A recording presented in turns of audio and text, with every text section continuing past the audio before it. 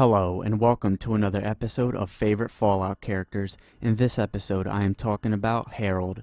Harold is one of my favorite characters and is my favorite ghoul in the Fallout universe, no doubt about it, and I'm going to tell you his story and why I like this character so much. But before we move on, one thing. Some of the stuff that I tell you is not considered canon, but the reason why I'm going to tell you this is because I want you to get the whole story. And Fallout's lore is butchered anyways, and it's going to be more butchered in the future, so I'm going to tell you the whole story. Now let's talk about Harold. This is his story. Harold was born in 2072, and right from the start, Harold has this terrible luck that will follow him throughout the rest of his life.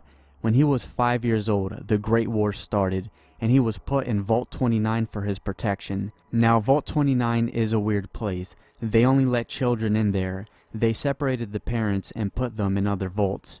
In 2090, the vault opened and Harold left. He decided to try his luck and become a merchant and see how well he can do on the outside.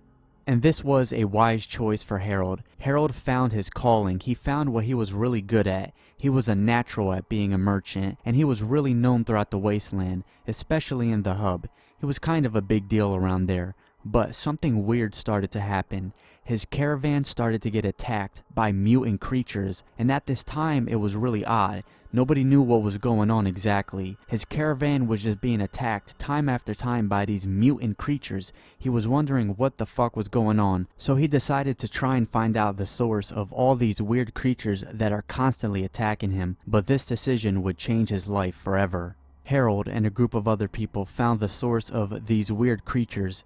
It was the Mariposa military base, so they decided to go there to try to figure out what the fuck was going on. And this is an important part in Fallout's history because of what happens to Harold and another man in this journey. Once they made it to the Mariposa military base, things went to hell.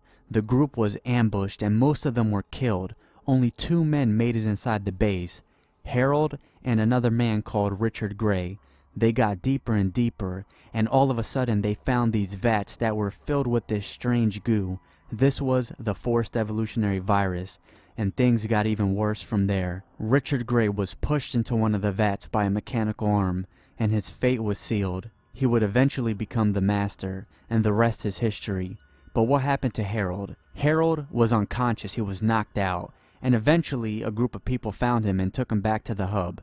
You would think that Harold got really lucky. Half and half. He was lucky because he got saved and he wasn't pushed into one of the vats or became whatever the fuck. Who knows what could have happened to him if he stayed in that base. But unfortunately, this was only the beginning of Harold's struggles. He turned into a ghoul and he started to live a very poor life. He didn't have much, and this is where Fallout 1 comes in. In Fallout 1, your character, known as the Vault Dweller, runs into Harold at the hub. And when you meet Harold, he's in a bad place. He's in a shitty area, he doesn't have much, but when you talk to him, it's almost like none of this has affected him.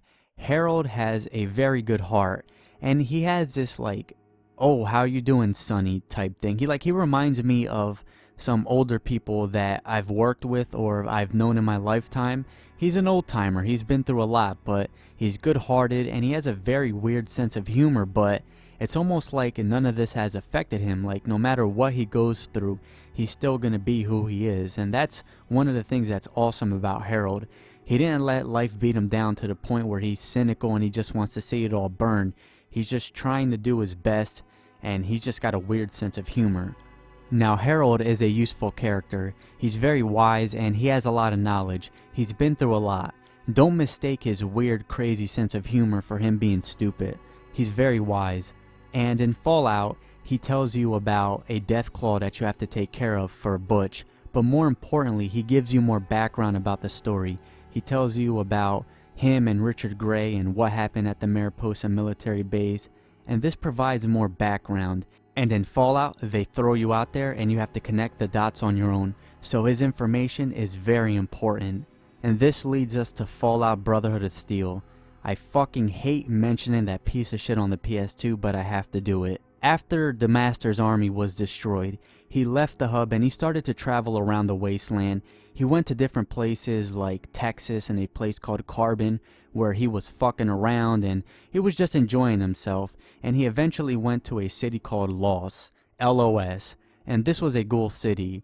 And in this city, Harold runs into the main character of Fallout Brotherhood of Steel, and the main character helps Harold escape the city, and he eventually ends up in a place called Gecko, and this is where Fallout 2 happens. In Fallout 2, your character, the Chosen One, runs into Harold in a city called Gecko. This is a city that's inhabited by ghouls, and Harold is the leader. He's the mayor of Gecko. It seems like his luck is getting better, right? No, his luck did not get any better. Poor bastard. But hey, at least he was the mayor of Gecko. So, in Fallout 2, when you talk to Harold, you start to notice that he's a different color, and there's something growing out on the side of his head. That's a tree, and he calls it Bob. And Harold tells you that he likes to talk to it, and he acts like it can talk back to him, but he could just be joking. Harold, he's a person that he likes to tell jokes. He just likes to fuck around with people, and that's one of the reasons why he's one of my favorite characters.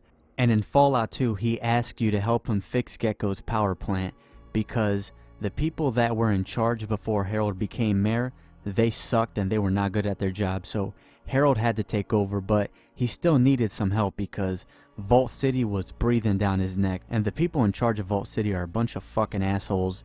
Now you have the choice to help Harold, or you can completely fuck the town over, but for this video and this story, we're going with the option that your character helps Harold. Now after Fallout 2, Harold started to get very sick, and the tree that was growing out of his head was dying. It had this unknown and weird disease. Harold set out to try to figure out what was going on. He eventually ran into the Twin Mothers tribe, and this tribe took him in like he was family. They started to take care of him, and the tribe's shaman gave him this weird potion, but it worked. The tree was better. And Harold wanted to return the favor, but the tribe refused his offer, and they told him one thing: the goddess will provide. So Harold wanted to go to the shrine to pay respects to this goddess, but then he ran into the goddess, and what he saw shocked him. It was a pleasant surprise, and this goddess told him where he could find her, and this led Harold to the nursery. The nursery was supposed to be an area in Fallout Van Buren. You can still look up the design documents, but the game got cancelled. So Harold eventually left the nursery, and then Harold started to travel throughout the Capital Wasteland area, and during this time something terrible happened. Harold became rooted to the ground. He became a tree because the tree that was growing out the side of his head, Bob, it got out of control, and it eventually consumed him, and he just became a tree, a long, tall tree that was stuck to the ground. And then several people found him. They started to worship him like he was a god, and they formed a cult called Tree Minders. Now imagine this: you're stuck to the ground, you're a tree, and you have all these hippie motherfuckers worshiping you. Fuck, Harold, I feel so bad for you. You just have terrible luck. And in Fallout 3, when you run into him in an area called Oasis, Oasis is very beautiful. It almost looks like the Garden of Eden creation kit happened in that area, but no, it was all thanks to Harold. And Harold developed this mutation where he can sense the area around Oasis. But when you talk to Harold in Fallout 3, he's very depressed and he's just down, and he wants you to kill him. Because there's so much going on. The people in charge of the Tree Minders, this fucking hippie cult, they're trying to figure out what to do to him. One person wants to keep all of the gifts that he gave in Oasis and for just a small group of people. Another person wants to spread all of this around the wasteland, and they're just trying to decide his fate for him. And you have the choice to kill him, or you can try to reason with him so he can live. And if you decide to reason with him and talk to him, he finds a new purpose in life and he's at peace again. Or you can kill him. And that, my friends, is Harold's story. It's a long story, but I want it to be thorough and I wanted to go through it because it is one of the most interesting stories in Fallout history. Now, one of the reasons why Harold is one of my favorite characters is because he reminds me of my grandfather. My grandfather was a crazy and tough motherfucker, and I'm not just saying that because he was my grandfather. He really was crazy and tough, but in a good way. I mean that in the best way possible. He went through a bunch of struggles and it never got to him. and he developed an odd, weird sense of humor. And he was friends with a bunch of bikers, and some of them were Vietnam vets, and they had the same humor like him.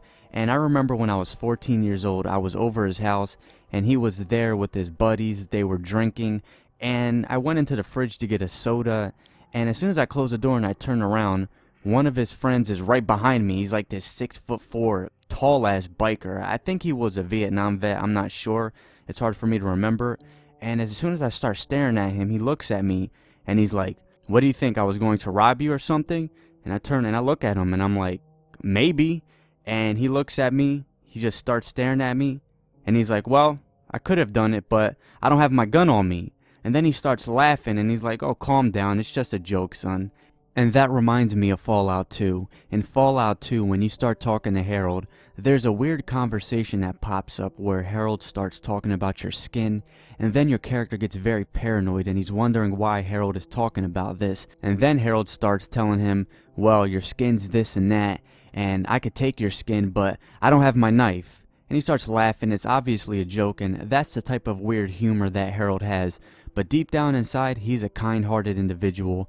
And for someone to go through all of that stuff, all of that crazy shit that he's been through, and to still be a kind, humble, sensible individual, it just shows how strong his will is and how strong of a character he is. Harold is an example of someone with true strength. A lot of people, the littlest things happen to them, like they stub their toe, and then all of a sudden they become overly cynical and pessimistic after that, and just very miserable to be around over the littlest stuff. But Harold, he's someone with true strength. And when you look into Fallout's lore and the timeline, you'll figure out that Harold and Richard Gray are some of the most important characters in the series, and they went down two different paths. They both went to the Mariposa military base to figure out what was going on with these strange creatures, and they both went through traumatic experiences.